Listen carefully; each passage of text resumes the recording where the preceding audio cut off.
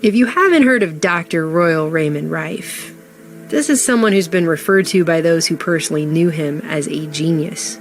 He was a scientist and inventor, and starting in the 20s, he began building a large and very complex microscope capable of magnifying objects 31,000 times, compared with the maybe 1,700 times that were available on standard microscopes in the 30s and 40s.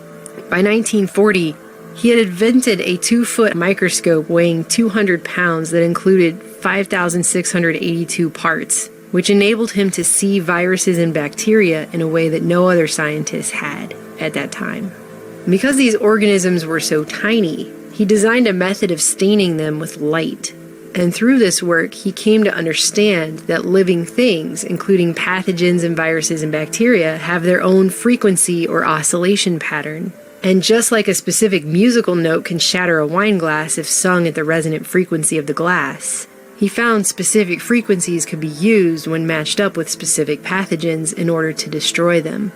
And as he continued to isolate viruses and bacteria and locate their frequencies, he also claimed he discovered the virus responsible for cancer. Using resonance, or what he termed the mortal oscillatory rate of the virus, he was able to kill it in laboratory experiments over and over and over. He completed hundreds of experiments on tumors in rats purposefully infected with the isolated cancer virus before ever attempting to use these frequencies on people. In 1934, he famously tested out his device on 16 terminally ill cancer patients.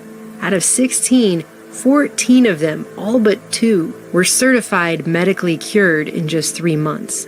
Of his treatment, Rife would later write, "With the frequency instrument treatment, no tissue is destroyed, no pain is felt, no noise is audible, and no sensation is noticed.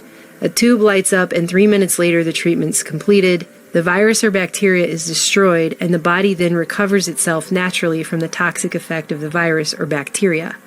Several diseases may be treated simultaneously." His findings were at first widely published. In June of 1940, the LA Times reported, "For organisms too small to be stained, an ingenious illuminating system is used. The system utilizes Rife's theory that organisms respond to certain wavelengths, a theory he carries to finality by bombarding disease germs with radio waves which are tuned to those of the minute man-killers. And the virus he says occurs in cancer has, Rife insists, disintegrated under such radio waves."